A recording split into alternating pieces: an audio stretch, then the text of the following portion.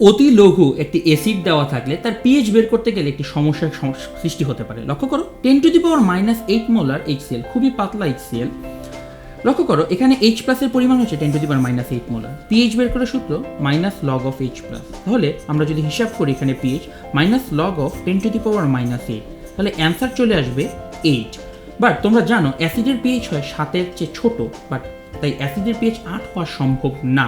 তাহলে অবশ্যই আমাদের এখানে ক্যালকুলেশনটি ভুল হয়েছে। আসলে দেখি কি ভুল হয়েছে।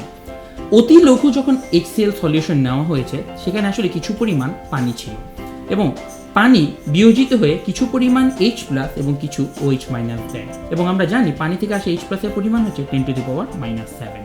মনে করে দেখো পিএইচ এর ডেফিনেশন দেওয়ার সময় বলেছিল দ্রবণের H প্লাসের মাইনাস লগারিদম নিতে হবে, কোথাও বলে নেই অ্যাসিডের H প্লাসের। তাই একটা সলিউশনের H প্লাস থাকলেই সেটাকে ইনক্লুড করতে হয়, সেটা HCl থেকেই আসুক আর ওয়াটার থেকেই আসুক। তাহলে অ্যাকচুয়ালি আমাদের পিএইচ বের করার জন্য এখানে যা করা উচিত সেটা হচ্ছে আমাদের HCl থেকে আসা H প্লাস 10⁻⁸ মোলার এবং ওয়াটার থেকে আসা H প্লাস 10⁻⁷ মোলার, এই দুটো যোগ করে তার মাইনাস লগারিদম নিতে হবে।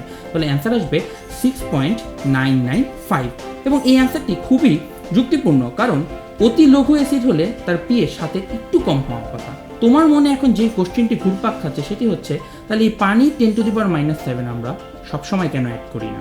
লক্ষ্য করো নর্মালি তুমি যখন 0.1 মোলার HCl এর পিএইচ বের করো, 0.1 মোলারের তুলনায় 10⁻⁷ এটি অত্যন্ত ক্ষুদ্র একটি সংখ্যা, এবং লগারিদমের ভেতরে থাকার কারণে ব্যাপারটি লগ একটা বড় জিনিসকে ছোট করে দেয়, তো ছোট জিনিসটাকে আরও ছোট করে দিবে।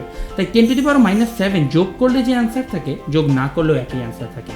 তাই সব ক্ষেত্রে তোমাকে এই 10⁻⁷ যোগ করতে হবে না। যদি কোনো অ্যাসিডের কনসেন্ট্রেশন 10⁻⁻5 মোলারের ছোট হয় সেটাকে আমরা অতি লঘু অ্যাসিড বলি, এবং সেক্ষেত্রে পানির 10⁻⁷ মোলার যোগ করতে হবে।